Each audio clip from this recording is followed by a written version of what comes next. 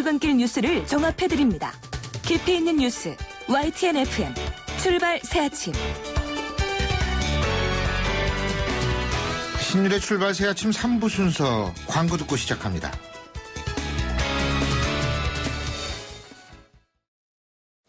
아유, 세 단계 종이 또 걸렸어? 정말 제본 하나 하려다가 미치겠네. 내가 진작 현대오피스로 바꾸라니까. 오늘 다 날 셀 거야. 이제 스트레스 받지 마세요. 사무기기 전문기업 현대오피스가 책임지겠습니다. 사무기기의 올바른 기준 현대오피스. 자오가 같네, 자오가 같아. 2588, 2588, 2588, 2588. 왜 자오가 같냐고요? 배우 박소연의 하늘 같은 고객님. 단언컨대 한번 눌러주세요. 눌러줘요, 눌러줘요. 2588, 2588. 응답하라 대리운전 2588, 2588. 자, 따라해보세요. 이카운트 ERP 4만원. 회계관리, 이카운트 ERP 4만원. 재고관리, 이카운트 ERP 4만원, 생산관리, 사업 성공 함께해요. 이카운트 ERP의 모든 기능을 월 4만원에 드립니다. 가입비 부가세 별도. 쑥, 우리 아파트 하나 장만할까? 정수 오빠, 요새 누가 아파트 사? 아파텔 사지. 전용률부터 남다른 투룸 3베이 아파텔 도봉 21스트. 우와, 이게 오피스텔이야, 아파트야. 아파텔이라고, 요 남자야. 모델하우스는 수락산역. 문의전화 1522-0055. 주식회사 대명 21. 달달하고 건강하고 맛 좋은 걸 찾거든. 쌀로 만든 비락식혜가 딱이라고 전해라. 팔도 비락식혜, 단호박 식혜도 있다고 전해라. 송곳 같은 말, 허무한 말, 우리가 주목해야 될 말을 전해드립니다. 왁자지껄, 말.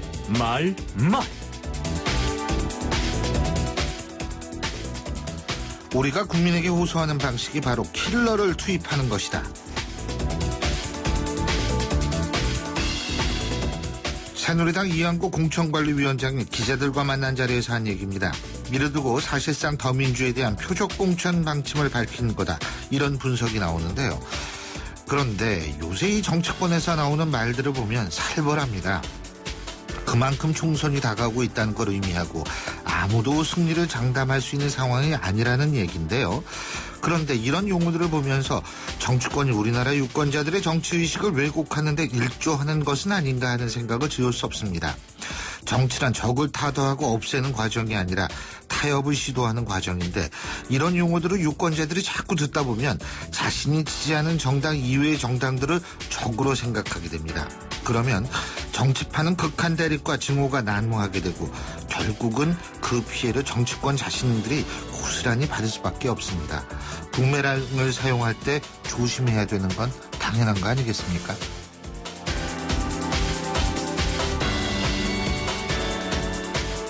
인내하고 있다. 그럼에도 불구하고 일부 의원은 끊임없이 당대표를 흔들고 당의 분열을 주장한다.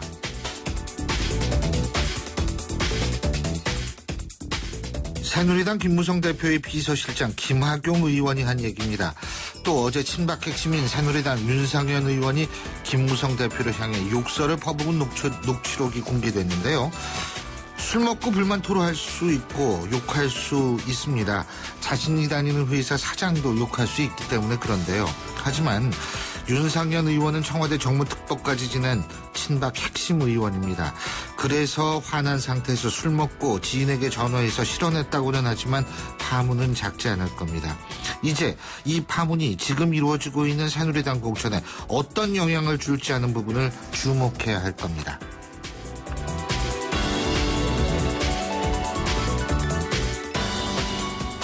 이미 통합 불가란 결론 내렸다. 자제해야 한다.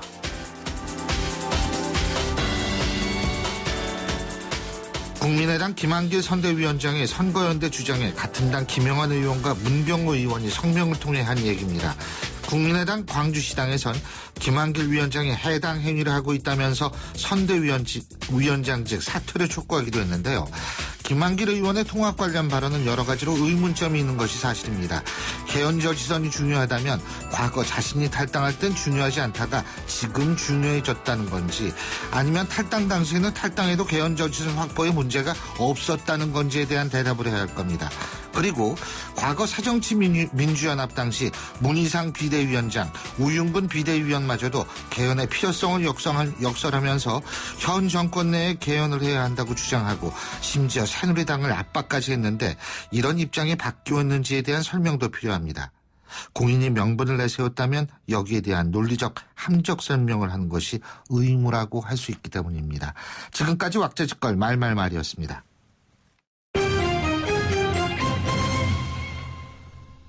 경제뉴스 알아보겠습니다. 최요한 경제평론가 연결하죠. 안녕하십니까?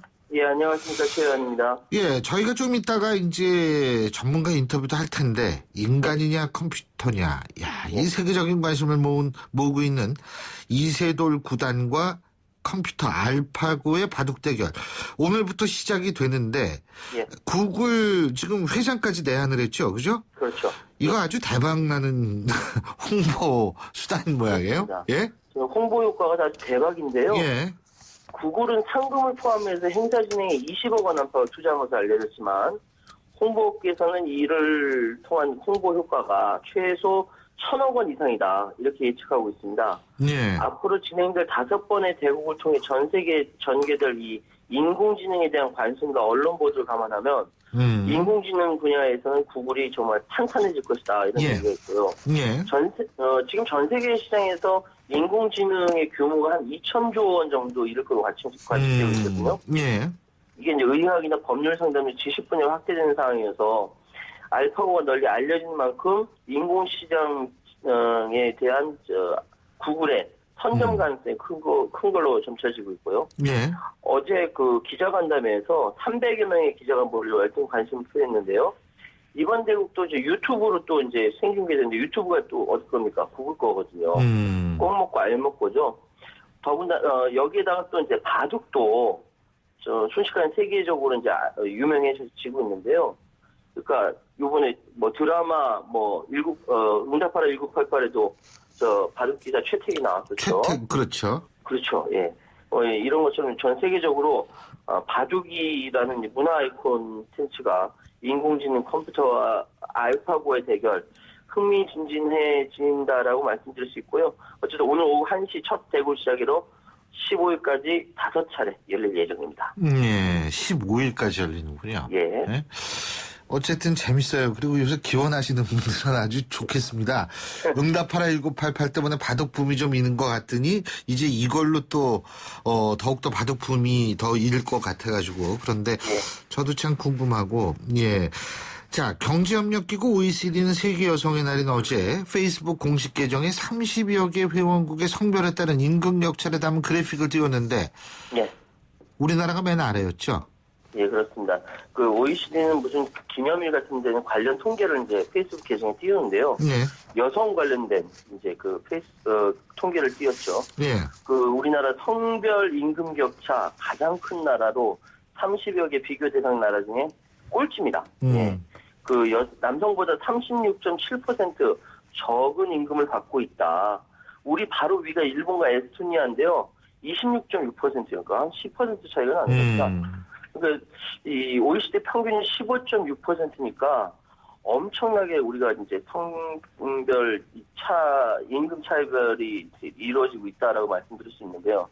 남녀 간의 그 고용시장에서의 차별은 임금에 국한되지 않고 모두 14개의 잣대를 평가한다고 하는데 대부분 다 OECD 평균보다 한국이 뒤떨어진다고 합니다. 그 여성 취업 같은 경우도 남성보다 상대적으로 좁고요. 근데 이 얘기를 하려고 그랬어요. 이거 지금 남녀 대학생들 취직하는 비율 보면 실제로 굉장히 차이가 큽니다. 실제로 취직한다 하더라도 여성에게는 상대적으로 시간제 일자리나 파트타임이 더 많다고 하고요. 또 이제 실제로 여성 임원 비율이 보통 그 선진국 같은 30% 후반대인데 우리나라는 겨우 14% 정도밖에 안 된다고 하고요. 예. 뭐 가장 큰 문제 이거 하나 짚고 넘어가겠습니다. 이 공공기관조차도 여성 직원이나 임원 비율 통계조차 작성하지 않는다는 거죠. 예, 공공기관부터 이러니까 말 다 한 겁니다, 진짜로. 그렇죠. 그렇기 때문에 옛날보다 물론 나아졌는데 아직 멀었어요. 아직 멀었고 예. 이게 사실 9호로 되는 게 아니거든요.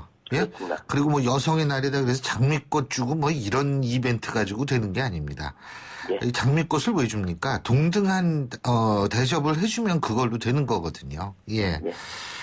자, 그리고 작년 20, 30대 청년층 가계 소득이 사상 처음으로 뒷걸음쳤다고 하는데 전 연령대에서 유일한 마이너스 증가율이라고 하는데 전 사실 이게 전혀 놀랍지가 않거든요. 그렇습니다. 취업난은 점차 심화되고 취업하더라도 인턴이나 비정규직 머무는 현실이 고스란히 반영된 수치라고 이야기합니다. 예. 통계청 자료에 따르면 가구주가 39살 이하인 2인 이상 가구의 지난해 월 평균 소득이 431만 6천 원, 전년에 비해서 0.6% 감소했습니다. 예. 이게 이제 마이너스 기록을 한 것은 2003년 관련 통계가 작성된 이후 처음이라고 하는데요.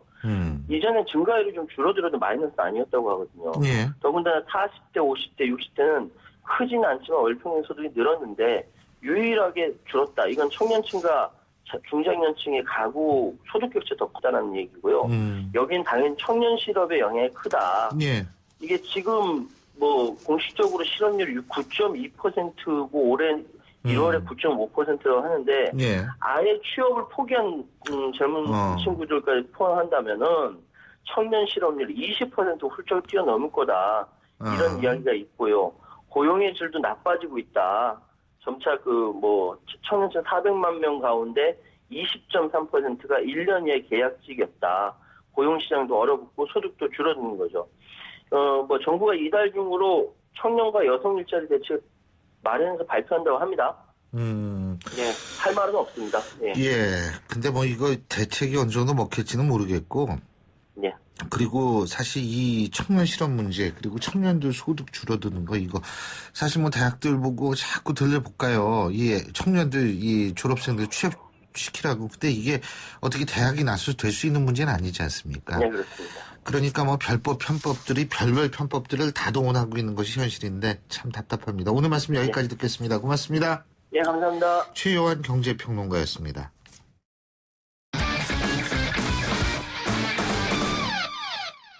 스포츠 소식 알아보겠습니다. 최동훈 스포츠 평론가 전화 연결합니다. 안녕하십니까? 예, 안녕하세요. 예, 어제 이대호 선수의 홈런이 화제였었다고 하는데 예. 이대호 선수 오늘도 시범 경기에 출전하죠? 했죠? 예. 오늘 이 새벽에 열렸던 시범 경기는 이제 막을 내렸는데요. 청년 취업 답답하실 텐데 홈런 얘기로 계속 한번 풀어가 보겠습니다. 맞습니다. 그러니까 이대호 선수 어제 존재감을 과시를 했습니다. 어제 경기는 애리조나 다이아몬드백스와의 시범 경기였었거든요. 예. 여기서 이 8회 말에 이 선두 타자로 나와서 이 솔로 홈런을 터뜨렸는데 아주 강렬했습니다. 그래서 이 시애틀의 이 스캇 서비스 감독이 이거 측정치는 아니고요. 이 감독이 어린 대중 잡아서 이 146m나 날아가는 홈런이었다. 이렇게 얘기를 했는데 엄청난 힘이라고 감탄을 할 정도였습니다. 이것이 무엇이냐면은 이 감독이 이대호 선수에게 이런 장타력, 폭발력을 기대를 하고서 데리고 온 거고요. 거기에 부응을 했다라고 볼 수가 있는 대목이고요. 오늘 새벽에는 시애틀이 클리블랜드하고 다시 시범 경기를 가졌는데 여기에서 이대호 선수 5번 타자 1루수로 출전했습니다. 예. 자, 오늘은 안타가 없었는데 이 2타수의 볼넷 1개 1득점을 기록하면서 4경기 연속 출루를 이어갔습니다. 이대호 선수 몸집을 보세요. 힘이 좋게 생겼잖아요. 예. 자, 그리고 박병호 선수 정말 아주 불이 붙었나요? 오늘 새벽에 또 홈런 날렸다고 그러더라고요. 예, 그렇습니다. 이 박병호 선수는 2경기 연속 홈런입니다. 예, 말로 홈런 쳤잖아요. 그죠? 예, 그제 말로 홈런을 쳤었죠. 예. 그리고 오늘 새벽 시범 경기에서도 솔로 홈런을 터뜨리면서 2경기 연속 홈런을 기록을 했고요. 오늘은 이제 토론토 블루베이스와의 경기였는데 이 5번 타자 1루수로 출전해서 2회에 1-3 무사에서 이 좌측 담장 넘기는 솔로 홈런 기록했습니다. 이 정도면은 미네소타가 대박 잡은 것 같다 이런 느낌 받을 수도 있을 것 같고요. 예. 이 박병호 선수 2경기 연속 홈런하니까 메이저리그 공식 홈페이지가 MLB.com이거든요. 예. 여기서 이제 프리랜서 이 저널리스트를 고용해가지고 이제 기사를 올리는데 이 중에 한 명인 짐 칼리스가 올해 메이저리그에서 주목해야 될 10명의 유망주를 선정하면서 다섯 번째로 이 박병호 선수를 올리기도 했습니다. 예. 자, 그리고 오승환 선수는 안정감 있는 투구를 꾸준히 선보이고 있는데 오늘 시범 경기 두 번째 등판에서도 무실점을 기록했죠? 예, 이 시범 경기에서 지금 안정감 있게 자리를 잡아가는 선수들이 오승환 선수, 이대호 선수, 박병호 선수 그리고 추신수 선수 이 정도이거든요. 예. 오승환 선수도 오늘 새벽에 이 미네소타 트윈스와의 시범 경기에서 이 3회에 두 번째 투수로 등판했는데 이 세 타자를 모두 범타로 잡아내면서 1이닝을 무실점으로 막아냈습니다. 이 현재 이 시범 경기에서 오승환 선수 두 번 등판했거든요. 예. 두 경기에서 2와 3분의 1이닝을 무실점을 기록하면서 흔들림 없이 꾸준한 투구를 보였기 때문에 좀 자리를 잡아가는 듯한 이런 인상입니다. 우리나라 프로야구도 좀 얘기도 좀 해봐야죠. 예. 어제 막을 올렸는데 어제만 홈런 9개가 나왔다고 그러더네요. 예, 그렇습니다. 대개 시즌 초에는 타자들이 투수들을 압도하거든요. 이제 예. 타고 투수가 나타나는데 어제 이제 비가 와서 광주 경기만 취소가 됐고 4경기 열렸는데 4경기에서 모두 홈런 9개나 터진 겁니다. 지난 시즌 정규리그 1, 2위 팀끼리 맞붙어서 관심을 모았습니다. 이 삼성과 NC의 대결이요. 이 삼성이 5대3으로 이겼는데 이 삼성의 이승엽 선수 지금 뭐 적지 않은 나이인데도 예. 전주훈련 때 홈런 터뜨리면서 감이 좋다는 얘기를 들었거든요. 예. 어제 딱 보니까 어제 이승엽 선수 3타수 4안타 기록을 했습니다. 그리고 이 KT와 두산이 맞붙은 수원 경기에서는 이 경기에서만 홈런 4방이 터졌거든요. 예. 특히 이 4번 지명 타자로 출전했던 KT의 이 김상현 선수 1회 말 3회 말 연타석 홈런을 기록했습니다. 이 경기는 5대5 무승부로 마무리됐습니다. 예, 오늘 말씀 여기까지 듣겠습니다. 고맙습니다. 예, 고맙습니다. 예, 지금까지 최동호 스포츠 평론가였고요. 신율의 출발새 아침 3부 순서 여기서 줄입니다. 잠시 뒤 4부에서 뵙겠습니다.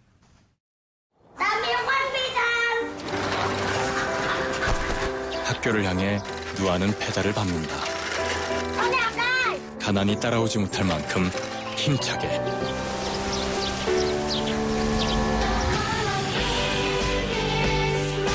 후원이 끝나도 마을 스스로 아이를 돌보게 만드는 월드비전 자립마을 프로젝트. 진정한 후원은 후원이 끝나게 하는 것입니다. 후원 문의 1688-3570 1688-3570 진정한 후원을 생각합니다. 월드비전. YTN 라디오 캠페인 더 가까이. 안녕하세요. YTN 라디오 아나운서 조현지입니다. 싱가포르는 한때 물 부족 국가였는데요. 이런 물 부족을 해결하기 위해서 싱가포르에서는 어떤 해결책을 냈을까요? 바로 물 재이용입니다. 물 재이용은 빗물이나 폐수를 안전하게 처리해서 다시 이용하는 걸 말하는데요. 어렵게 생각하실 필요 없습니다. 가정에서도 쉽게 하실 수 있어요. 설거지를 하고 헹군물을 버리지 않고 싱크대 청소하는 데 사용하는 것. 빨래 후 마지막 헹굼 때 나오는 물을 받아뒀다가 욕실 청소하거나 걸레를 빠는 것도 가정 내 손쉬운 물 재이용입니다. 물 절약은 더 가까이, 물 낭비는 저 멀리. 한 번 썼던 물을 바로 버리지 마시고 재이용해보는 습관을 길러보세요. YTN 라디오 캠페인 더 가까이. 한국환경공단과 함께합니다. 사장님, 성악가 김동규 씨네 집 바닥재 좋던데 우리 집도 똑같은 걸로 해줘요. 아, 요즘 떠오르는 바닥재 스타 강마루.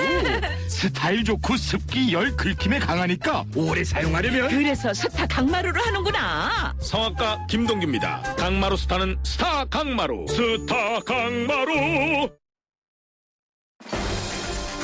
날카로운 분석, 내일을 보는 시선. 신율의 출발 새 아침. 신율의 출발 새 아침 4부 순서 광고부터 들으시죠. 쑥? 우리 아파트 하나 장만할까? 정수 오빠, 요새 누가 아파트 사? 아파텔 사지. 전용률부터 남다른 투룸 3베이 아파텔 도봉 21st. 우와, 이게 오피스텔이야 아파트야. 아파텔이라고, 요 남자야. 모델하우스는 수락산역. 문의전화 1522-0055. 주식회사 대명 21. 신율의 출발 새 아침 오늘 순서 시작합니다. 오늘 아침 당신이 듣고 싶은 뉴스 94.5MHz YTN 뉴스 FM 신율의 출발 새 아침.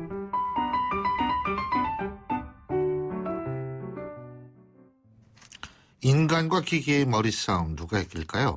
오늘 오후 1시죠. 이세돌 구단과 인공지능 알파고의 바둑 대결이 펼쳐지는데요. 알파고는 지난해 10월에 인공지능 최초로 유럽 챔피언인 프로기사와의 대결에서 이미 이긴 바가 있습니다. 일각에선 단순히 한국 대표의 대결이 아니라 인류 대표로서의 대결이다. 이런 의미를 부여하고 있기도 한데요.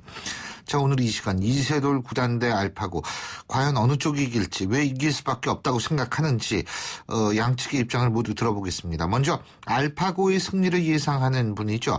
서울과학종합대학원의 빅데이터 김진호 MBA 교수와 얘기 나눠보겠습니다. 교수님 안녕하십니까?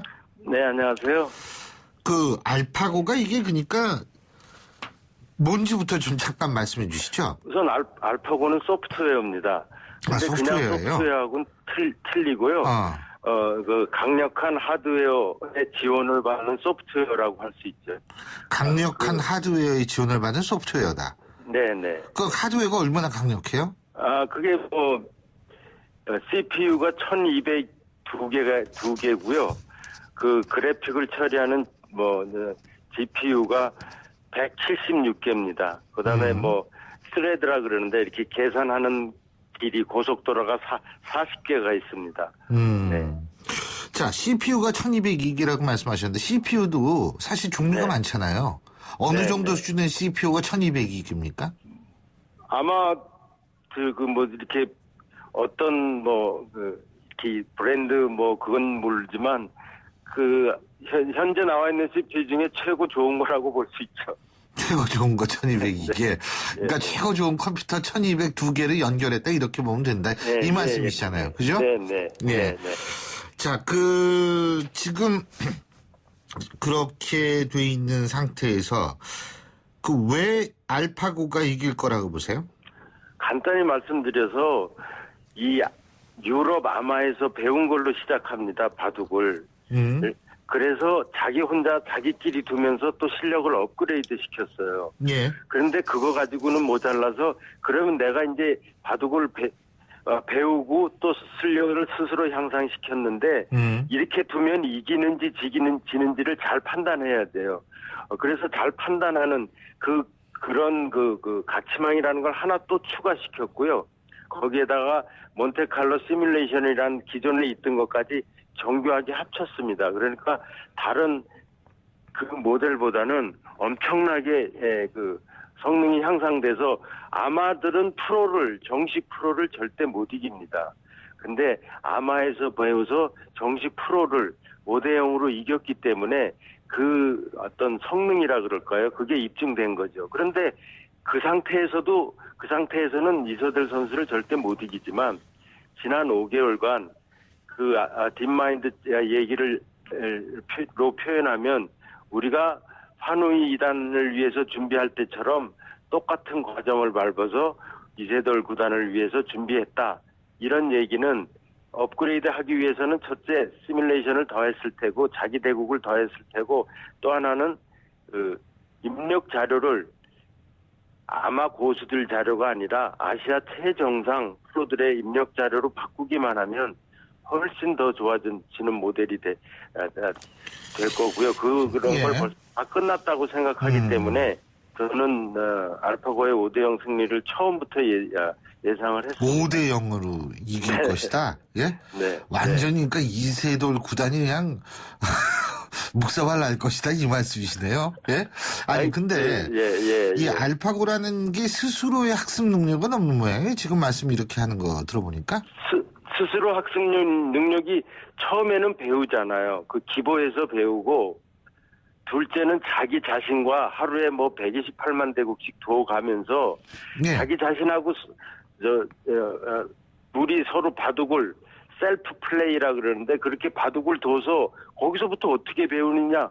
내가 졌을 때는 이런 장면에서 이렇게 이런 식으로 두면은 지는구나. 그래서 그렇게 두면 안 되는 거고 이겼을 땐 이런 장면에서 이렇게 두면 내가 유리하구나. 그래서 그 심층 인공신경망에 수없이 많은 가중치가 있는데 그 가중치를 조금씩 변화시키는 거죠. 그래서 모델을 다음에 어떤 데를 두어야 되는지 그걸 찾는 그거를 더 정교하게 한 거죠. 그게 학습이죠. 그러니까 시행착오를 통해서 경험을 통해서 배우는 예. 예. 아니 그 왜 교수님께서 아시아 최고의 바둑 기사들의 어떤 그러한 기보도 입력을 했다라는 표현을 쓰셨잖아요. 이게 사실 입력이라는 거는 학습하고는 다르거든요. 무조건 처음에는 다 입력을 해야죠. 왜냐하면 얘는 바둑이 뭔지 모르걸랑요. 예. 그러니까 이런 장면에서는 다음에 여기에 두더라. 이런 장면에서는 여기에 두니까 이거 잘 배워봐. 이렇게 해서 처음에 입력을 해야 되는 겁니다. 그래서 알파고가 그 파누이 2단을 이길 때에도 처음에는 유럽의 아마 고수들 대국 16만 대국에서 2,840만 개의 장면을 뽑아서 배웠습니다. 그러니까 근데 그거는 예를 들어서 동네에서 과외를 받았는데 굉장히 하버드에 들어간 신이에요. 그러니까 이제 동네에서 과외 선생한테 배우는 게 아니라 세계 최고의 과외 선생한테 배우면 하버드가 아니라 우주대학이라도 가겠죠. 그런 연결입니다. 배워서 스스로 늘었더니 전혀 말도 안 되는 그런 성과를 내더라. 그러면 배움을 처음부터 배움의 질을 확 달리하면 즉 아마한테 배우는 게 아니라 프로들한테 배우면 그 수준이 높아지는 알고리즘은 있으니까 처음에 배우는 거를 높은 수준에 하면 그러니까 그런 상태에서 제가 그 정교한 그 성능을 믿으니까 이런 준비는 추가를 했을 거고 그러면 이거 이세돌 선수가 한 판 이기기 힘들 거다. 그래서 저는 5대0으로 알파고에 예상을 했고요. 이세돌 선수가 한 번 이기면 제가 이세돌 팬인데 이세돌 선수가 역시 천재구나. 교수님 바둑 잘 두세요? 동네 바둑으로 강한 3구분 됩니다. 그러니까 못 두는 편은 아니죠. 예. 근데 동네 바둑, 동네 축구가 있고 동네 바둑이 있고 조기 바둑회는 없는지 모르겠어요.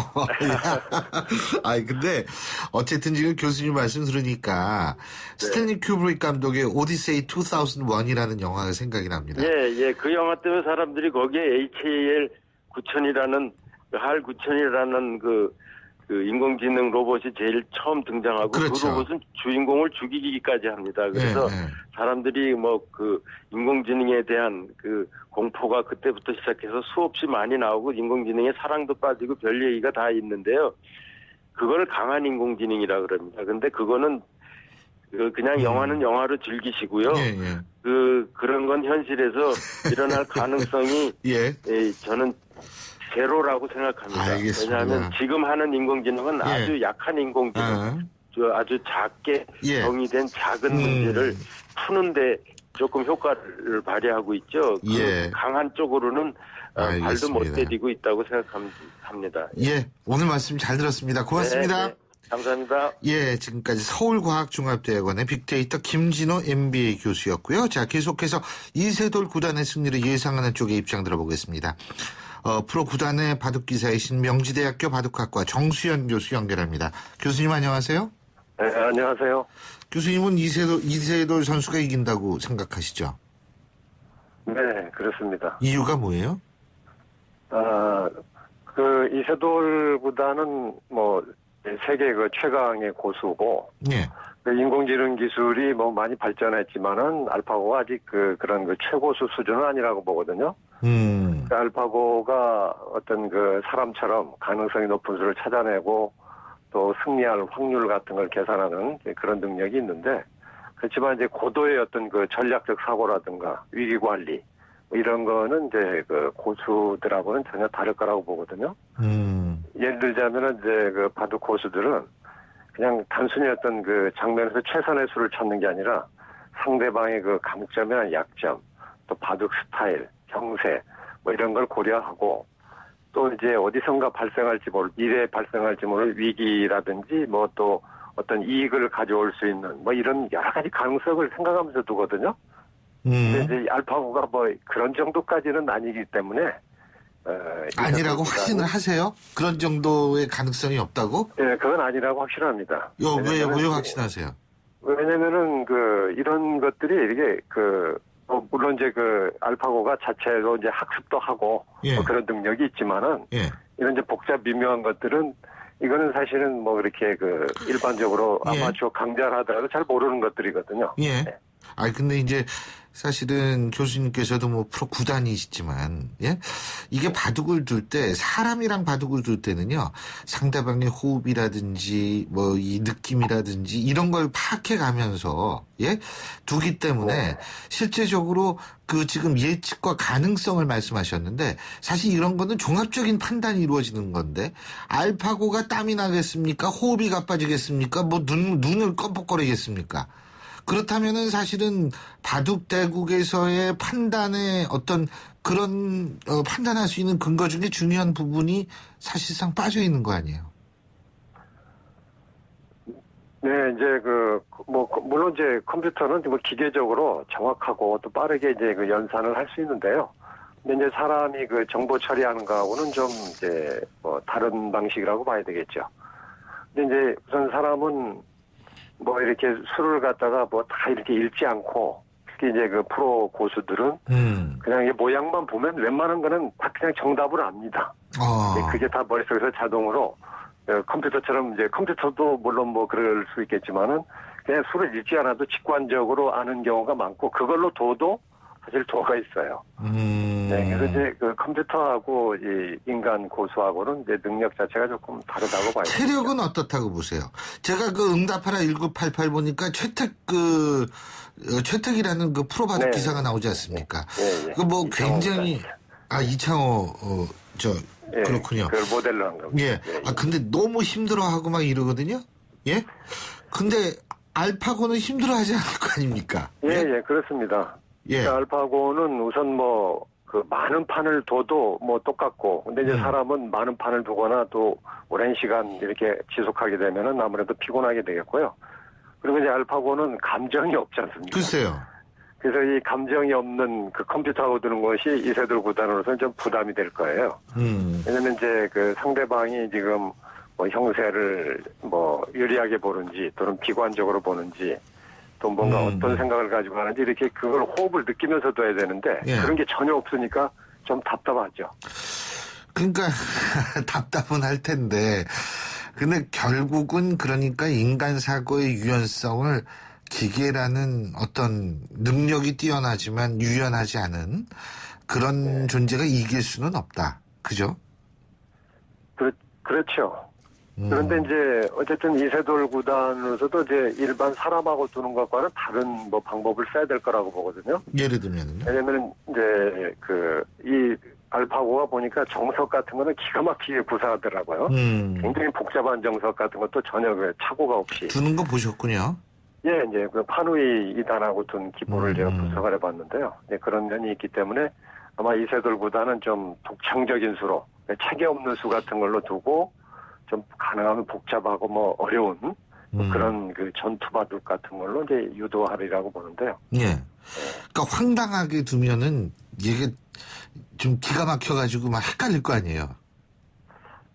물론 이제 이 알파고도 이쪽에서 황당한 수를 두면은 거기서 나름대로 분석하는 이제 그런 방법이 있겠죠. 그래서 이제 너무 그런 터무니없는 수를 두면 안 되고, 그러니까 이제 이세돌보다는 이제 또 약간은 그런 창의적인 수, 터무니없는 수는 아닙니다. 그런 수를 이제 잘 두는 스타일이죠.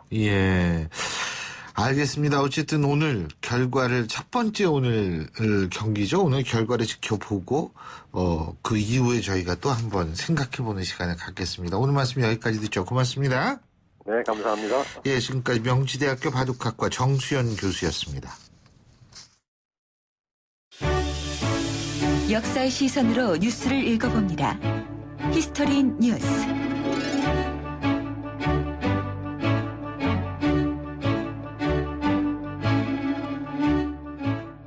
저희가 앞서도 말씀을 드렸습니다만 최근 북한이 우리 정부 주요 인사의 스마트폰뿐 아니라 보안 소프트웨어 전산망도 해킹하고 그래서 여러 가지 사이버 테러전을 준비 중인 정황이 드러나고 있습니다. 자, 그래서 오늘 히스토리 뉴스에서는 과거 우리 역사 속에서 만약에 있을 위기 상황 어떻게 대비하고 어떻게 준비를 해왔는지 한번 생각해 보겠습니다. 역사학자 한양대학교 동아시아문제연구소 전우영 박사님 스튜디오에 모셨습니다. 어서 오십시오. 안녕하세요. 예. 오늘은 컴퓨터 얘기만 계속한 것 같아요. 그거 보니까. 예? 옛날엔 컴퓨터 없었잖아요. 그렇죠. 사이버 테러 같은 거 없었죠. 그래서 그죠? 뭐 비슷한 게 이제 심리전 정도나 모를까. 그 심 얘기도 방금 했어요. 예. 들으셨죠? 바둑? 예. 예. 근데 사실 이게 인터넷이 제가 알기로는 1950년대에 개발이 된 것으로 알고 있거든요. 네. 그래가지고 그게 이제 군사용으로 사용을 하다가 이제 비교적 최근에 이제 보편화가 된 건데, 근데 옛날에는 말이에요. 전쟁이 임박해 오는 걸 미리 일단 알 수가 있었을까요? 예를 들면 임진왜란 그러면 저 왜구들이 이게 외놈들이 움직인다 뭐 이런 정보를 받고 막 준비하고 그랬을까요? 뭐 그랬으면 그렇게 당하지 않았겠죠. 그렇죠. 그러니까 그렇게 생각하면 그러네. 예. 조짐이 있거나 이제 예. 위험한 존재다라는 생각들이 있고 그래서 이제 동향을 정탐하거나 예. 이러려는 시도가 뭐 있다가 없다가 계속 그래왔지만 특히 우리나라의 경우에는 중국 같은 경우에는 이미 춘추 시대부터 계속 이제 분열돼서 싸워왔으니까 이게 일상화돼 있었는데 우리나라 같은 경우에는 뭐 일본이나 청나라의 상시적으로 활동하는 간첩을 두었다든가 이런 사례는 없었던 것 같아요. 그래서 임진왜란 전에도 이제 통신사를 파견해서 이제 동태를 좀 엿보는 정탐하는 그런 시도를 하긴 했습니다만 잘 아시다시피 이제 갔다 온 사람들의 보고가 달랐죠. 일본이 전쟁을 일으킬 수도 있다고 보고한 사람이 있는가 하면 뭐 그럴 염려는 없다 이렇게 보고한 사람도 있고 뭐 이런 이제 정도였기 때문에 그렇게 전쟁이 일어날지 여부에 대해서 촉각을 곤두세우고 살지는 않았던 것 같습니다. 예. 근데 실제로 위기 상황이 발생을 했어요. 뭐 임진왜란이 일어났다든지 예를 들면 이랬을 때 뭐 과거 우리가 전쟁 많이 겪었잖아요. 예. 잘 좀 대비해가지고 잘 대처했던 케이스는 어떤 게 있을까요? 그게 불가능하죠. 그게 불가능하죠. 이를테면 이제 옛날의 전쟁이라고 하는 것이 이제 전선이 좀 명료하고요. 또 기본적으로 전투의 양상이라고 하는 것이 공성전 성을 지키고 뺏고 하는 전투였기 때문에 예. 전쟁 대비라고 하는 것이 기본적으로는 군사훈련하고 성 쌓는 것밖에 없었습니다. 그러니까 군사훈련을 이제 충실히 수행하고 그다음에 이제 성을 튼튼히 쌓아두는 것이 전쟁 대비였는데 대체로 이제 평화가 오래되다 보면 성을 잘 쌓아서 그러면 그래도 잘 막을 수도 있었던 경우도 있었어요. 성 때문에 전쟁이 안 난 적은 없죠. 물론 어떤 방어 수단을 만들어도 나도라도 잘 막았다. 그러니까 이제 연개서문이 고구려 때 천리장성을 쌓았다든가 또 고려 시대 역시 이제 충청남도가 천리장성을 쌓았다든가 이런 긴 장성을 쌓은 일이 있었고 중국도 마찬가지죠. 전쟁 외곽에 유목민들을 막기 위해서 만리장성까지 쌓았지만 사실은 이게 큰 쓸모는 없었죠. 뭐 그래서 전쟁 대비로서 성을 튼튼하게 쌓는다고 하는 것이 이제 기본적으로 옛날 사람들의 이제 중요한 대비 방법이었습니다만은 큰 효과가 없는 것들이 대체로 이제 방어 수단에 집중하는 것이 별로 효과가 없었어요. 어떤 경우 현대에도 마찬가지고요. 근데 이제 사실 중국 성 쌓는다고 말씀하셔가지고 중국에 만리장성 쌓잖아요. 예. 그것도 별 효과가 없었나요? 없었죠? 뭐 그게 효과가 있었으면 중국에 그렇게 빈번한 저 황제 교체가 없었겠죠. 예. 근데 연개소문 말씀하셨는데요. 예. 연개소문은 성씨가 연씨예요? 동생이 연정토라고 그러니까 그럼 연씨가 이름이 맞겠죠. 개소문이에요? 그렇죠. 참 이름을 어떻게 그 부모님이 그렇게 지셨나. 예. 근데 어쨌든 지금 이 전쟁이 그때 당시에 일어났다. 예? 그러면 총력전이라는 체제가 이때 존재했을까요? 당연히 없었죠. 없었죠. 이게 근대전의 양상이 총력전이거든요. 1차 대전 때부터 이제 이른바 전쟁사가들은 1차 대전을 총력전 체제, 그리고 이제 2차 대전 당시에는 전격전 체제, 이렇게 얘기를 좀 구분을 하긴 하는데요. 네. 총력전이라고 하는 것이 이제 쉽게 말하면은 옛날의 전쟁은 군인들이 담당하는 전쟁이었습니다. 민간인은 전시에도 이제 평상시처럼 농사를 지었고요. 네. 좀 급박하게 되면 성 안으로 같이 들어가서 이제 군인을 돕는 정도의 역할에 머물렀었고 전선이라고 하는 것이 명확했기 때문에 옛날 무기가 뭐 좋은 포라고 해봤자 몇백 미터에서 길어야 한 1km 정도 날아가는 정도였기 때문에 전선 그 뒤에서는 무슨 짓을 해도 안전했습니다. 근데 이제 곡사포가 나오고 비행기가 나오고 미사일이 나오고 이러면서 전방과 후방의 구분이 없어지고 그렇죠. 그리고 이제 군인과 민간인의 구분이 사라지고 이러면서 이제 민간인들까지도 전쟁에 대비한 이제 행동 요령이라든가 또는 이제 기초적인 군사 훈련을 받게 되고 또 막 국민개병제라는 원칙하에서 이제 우리나라를 비롯한 국민개병제를 시행하는 국가들의 아주 공통점이 있어요. 고등학교를 졸업하면 그 다음에 두 가지 선택지가 놓입니다.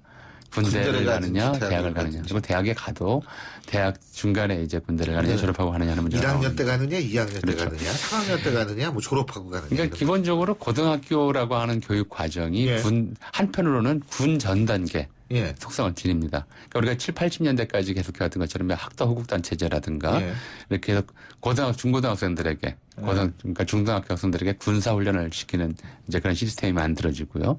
이러면서 어려서부터 이제 전쟁이라고 하는 상황을 일종의 훈련을 통해서 실감하는 이런 태도를 주입받게 되는 거죠. 청력전 체제라고 하는 것이 그래서 전쟁 당시뿐만 아니라 전쟁이 아닌 평시에도 온 국민이 전쟁과 밀접한 관련이 있다고 하는 것을 끊임없이 이제 상기하면서 사는 체제 이렇게 정의할 수 있을 것 같습니다. 사실 우리가 근대전이라고 얘기하면 칼 폰 클라우제비츠가 얘기하는 인적 물적 자원의 총동원이다. 그래서 우리가 일반적으로 첫 번째 근대전이라고 얘기하는 거는 나폴레옹 전쟁을 일반적으로 꼽지 않습니까? 자, 그렇다면 우리나라의 최초의 근대전은 뭘까요? 한국 전쟁 아니에요? 일단 그런 전쟁에 휩쓸려 들어간 것은 이른바 이제 중일 전쟁 이후 일본이 대륙 침략을 확대하면서 아시아 태평양 전쟁이라고 부르죠. 태평양 전쟁기에 이제 한국 사람들이 직접 이제 여기 폭탄 한 방 떨어지지는 않았지만 이제 완전히 총력전 체제에 이제 편입이 되어서 이제 뭐 인적 물적 자원의 총동원이라고 해서 물적 자원이 총동원, 그러니까 뭐 녹그릇, 요강, 송진까지 막 그냥 뭐 이런 것까지 다 이제 좀 공출을 해서 거기서 총알을 만들었고 말씀하셨듯이 송진과 같은 이제 원료들 이제 강제 이제로 생산해서 납품해야 되는 그런 문제가 있었고요. 무엇보다도 사회적 통제 장치가 아주 촘촘해집니다. 지금 우리가 알고 있는 이제 민방위대의 이제 전신이 바로 그때 경방단이라고 해서 경방단이라고 해서 만들어졌고요. 학도호국단의 전신이 이제 학생 군사 훈련이 그때 이제 생겼고요. 그 다음에 이제 반상회의 전신인 애국반상회라고 하는 것이 또 그때 반상회 이름은 똑같네. 애국만 들어갔습니다. 애국이 추가돼서 애국반상회라는 이름으로 전 국민을 철저히 이제 일상생활을 감시하고 왜냐하면 이제 이 전시 상황에서 총력전 체제의 문제점은 국민 내부에 불순 문제가 있어서 이제 적의 편을 들고 후방에서 테러, 교란 이런 행위들을 할 수 있다라고 하는 것을 이제 가정을 하는 것이죠. 그리고 그걸 막기 위해서는 어떤 이제 뭐 물론 이제 위험 인물들을 감시한다고 하지만 전 국민을 감시하는 것밖에는 도리가 없는 거예요. 누가 위험 인물인지 알 수가 없기 때문에 그래서 아주 철저한 이제 그 감시 체제를 구축하기 위해서 반상회라는 걸 만들었고요. 그리고 그 중에서 위험 인물이라고 이제 지목이 되거나 판단이 되면 조선 사상범 보호관찰령 불량선인들 이름 불량선인 불량선인 불량은 불량배죠. 불량선인 그 사람들이 이제 조선 사상범 보호관찰령이라고 해서 이제 상시 감시 체제에 집어넣고 이제 매번 어디 갈 때마다 신고하도록 하고 또 일주일에 한 번씩 정기적으로 모아서 정신훈련시키고 이런 시스템을 만들었던 것이 바로 이제 총력전 체제가 사회적으로 전개되는 양상이었습니다. 진짜 그때는 진짜 총력전이었네요. 그죠? 그러니까 이게 6.25 전쟁 중에 그러니까 한국 전쟁 중에 이제 그대로 다 부활했던 것이죠. 그러니까 뭐 이렇게 경험이 없던 걸 이제 새로 만든 것이 아니라 총력전 체제에 익숙해져 있었고 한 4, 5년간 그리고 나서 해방되고 이제 4, 5년간 이 체제가 사실은 붕괴했던 거죠. 그러다가 전쟁이 나면서 급속히 이제 재건될 수 있었던 조건이 만들어진 겁니다. 근데 박사님, 예비군은 언제 생겼어요? 갑자기 경방단이라고 말씀하셨잖아요. 그 예비군은 이제 제3공화국 들어와서 생겼죠. 아니 일본 사람들이 그 생각은 못했던 모양이지 예비군 같은 거. 그 제한군인회라고 하는 것이 기본적으로는 이제 비상시에 보충력 또는 예비역이라고 하는 이름 자체가 그러니까 예비역이라는 현역을 마치고 그렇죠. 이제 그 비상시에는 동원될 수 있다라는 거였잖아요. 그런데 일제가 한국에서 이제 징병제를 실시한 것이 44년부터 하니까. 아, 그래요? 그 이전에는 그리고 실제로 이제 징병이 시작된 건 45년부터입니다. 아, 그래요? 그러니까 뭐 한국인들을 믿을 수가 없었던 거죠. 그 어느 나라나 그렇습니다. 총을 들고 총이나 칼을 들고 무장한다는 것은 자유민의 권리였습니다. 그러니까 이제 노예나 천민들은 그래서 군역을 안 졌던 것이죠. 그래서 왜 최초의 징병제가 프랑스 대혁명 직후에 나오는 것도 바로 그 자유라는 측면하고도 관련이 있고 그러니까 주권이라는 측면하고 관계가 있죠. 예. 그러니까 로마 군인들이 이제 바로 이제 고대 로마의 군국주의로 세계를 좀 제패하지 않았습니까? 이게 이제 자유민들이 군대에 들어가서 이제 무장을 하고 다 이민족 주변 백성들을 약탈할 권리를 갖게 되는 그런 거였기 때문에 이제 자유민의 권리였기 때문에 식민지 백성들한테는 줄 수가 없었던 거죠. 불안해서. 불안해서 안 주다가 이제 전황이 워낙 나빠지니까 어쩔 수 없이 총알바지로라도 끌고 가야 되겠다. 그렇게 판단을 했던 것이고, 그걸 위해서 더 이제 이른바 사상 훈련이라든가 사상 교육이라든가 이런 걸 훨씬 더 강조할 수밖에 없었던 것이고, 그리고 믿을 수가 없기 때문에 이제 그 일제강점기 뭐 증언들을 보면 조선인 군인들을 믿을 수가 없다라는 판단 때문에 막 현장에서는 아주 이제 지독한 이제 구타, 고문 이런 것들을 통해서 이제 기를 죽이는 일들이 이제 자행이 됐던 것이고, 이것이 아주 나쁜 군대 관행이 돼가지고 사실은 해방 이후에도 우리나라 군대가 굉장히 폭력이라고 하는 문제로 이제 오랫동안 좀 골머리를 앓았던 거죠. 근데 이런 정도였기 때문에 일제강점기에는 예비군 제도라고 하는 것을 이제 식민지 조선에 이식할 수가 없었던 거죠. 근데 지금 이제 군대에서의 가혹행위 말씀하셨는데 사실 7, 80년대 군대에서의 가혹행위와 지금의 가혹행위는 똑같은 행위임에도 불구하고 약간 동기면에서 차이가 있지 않습니까? 그러니까 이 과거에는 구조적인 가혹행위였던 반면에 지금은 구조조라기보다는 좀 이상한 이 소위 말하는 젊은 군인들에 의해서 개별적으로 이루어지는 가혹행위 이런 거로 좀 차이는 있는 것 같아요. 그러니까 뭐 우리가 지금은 이제 그런 말 쓰면은 참 시대착오적으로 이제 되지만 저희 어렸을 때만 해도 한국인은 또는 엽전은 때려야 된다. 이런 말들 돌았잖아요. 이제 이게 일본인들이 식민지를 지배했던 기본적인 이제 좀 태도였던 것이고, 이것이 한국인들을 군대로 끌고 간 다음에 더 이제 두드러지게 드러났던 것이고, 이 식민지 군대의 문화가 해방 이후 군대 건설 과정에서 그대로 이제 인계됐기 때문에 더 좀 심각했던 면이 있었던 것 같습니다. 참 그 말씀 들으니까 우리가 굉장히 야만적인 용어를 많이 썼어요. 뭐 여자와 부거는 뭐 어떻게 해야 된다. 이런 야만, 폭력을 합리화시키고 그 폭력의 합리화를 통해서 마치 남성다움이나 가부장이 권위를 세우려고 했던 이 야만의 시대가 빨리 끝나야 되는데. 네, 그게 바로 이 총력전 체제 자체가 이제 그런 그 문화를 확대 지성시키는 구실들을 어느 나라에서는 사실 계속합니다. 남성 중심, 폭력 우선 이런 것들이 이제 총력전 체제의 그늘이죠. 알겠습니다. 오늘 말씀 여기까지 듣죠. 고맙습니다. 네. 지금까지 역사학자 한양대학교 동아시아 문제연구소 전우용 박사님과 함께했고요. 신율의 출발 새 아침 오늘 순서는 여기서 줄이겠습니다. 전 내일 아침 7시 15분에 다시 오겠습니다. 신율이었습니다. 힘찬 하루 보내십시오. 고맙습니다.